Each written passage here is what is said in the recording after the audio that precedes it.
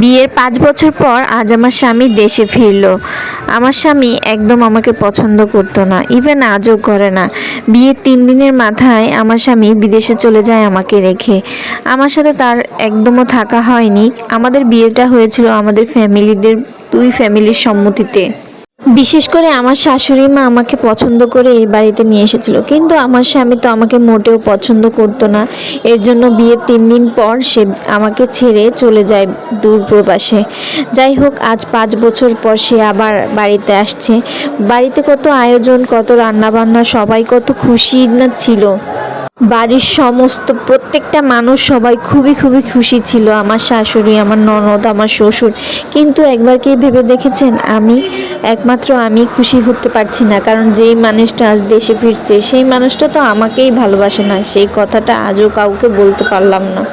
বিদেশে থাকা অবস্থায় আমার সাথে তেমন কোনো যোগাযোগ করতো না। হয়তো বা হঠাৎ কোনো একদিন জিজ্ঞাসা করতো আমি ভালো আছি কিনা, এই পর্যন্তই ছিল। তার সাথে আমার কোনো স্বামী স্ত্রীর সম্পর্ক, দায়িত্ববোধ কোনো কিছুই ছিল না। তারপরও আজও ৫টা বছর তার সংসারে আমি পড়ে আছি।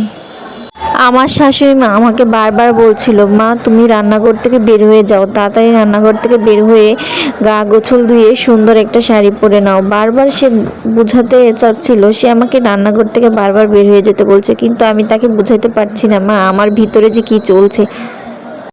মা আপনাকে তো আমি বুঝাইয়া বলতে পারতেছি না আমার ভিতরে কি চলতেছে, কি সাজবো আর কি রেডি হব।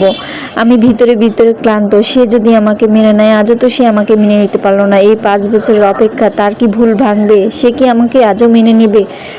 এই ভাবতে ভাবতে দিন গড়িয়ে তো সন্ধ্যা হয়ে গেল। এই তো সে আসলো বাড়িতে। আসে সবার সাথে সময় কথাবার্তা বলছে, হাসি খুশি। সবাই অনেকেই আসতেছে বাড়ির আশেপাশে, আত্মীয় স্বজন তাকে দেখার জন্য। সবাই দেখছে, আনন্দ ফুর্তি সবার মনে, সবাই খাওয়া দাওয়া করছে, কিন্তু আমার মনে তো কোনো আনন্দই নেই। তার জন্য প্রহর গুনেই যাচ্ছি। আর এদিক থেকে আমার শাশুড়ি মা আমাকে কয়েকবার বলেছিল, কি ব্যাপার বৌমা, তুমি আমার ছেলের সাথে কথা বলছো না, তুমি এত চুপচাপ কেন? আমি তার কথা এড়িয়ে চলে গিয়েছিলাম। আমার অনেক রাত হয়ে গেছিল, রাত বলতে বলতে ভোর রাত প্রায়। তখনও আমার শাশুড়ি ওনার ছেলেকে বলছিল, এবার তো রুমে যা, বৌমাকে সময় দে, সবাইকে তো সময় দিবি। সে আমার কথাও শুনলো না, তার মায়ের কথা শুনলো না। এভাবে আমার সাথে রুমে এসে সে আমাকে একটু শুধু জিজ্ঞাসা করলো, তুমি কেমন আছো? আমি বললাম, হ্যাঁ আমি মোটামুটি ভালোই আছি। যাই হোক, এই কথা বলে সে আমার রুম থেকে চলে গেল। তার সাথে আর আমার কোনো কথাই হলো না। লাস্ট পর্যায়ে সে আমাকে বলে গেল, আমি বাহিরে একটা বিয়ে করেছি, সেখানে আমার সন্তানও আছে, শুধু আমার আশায় দিন গোনা।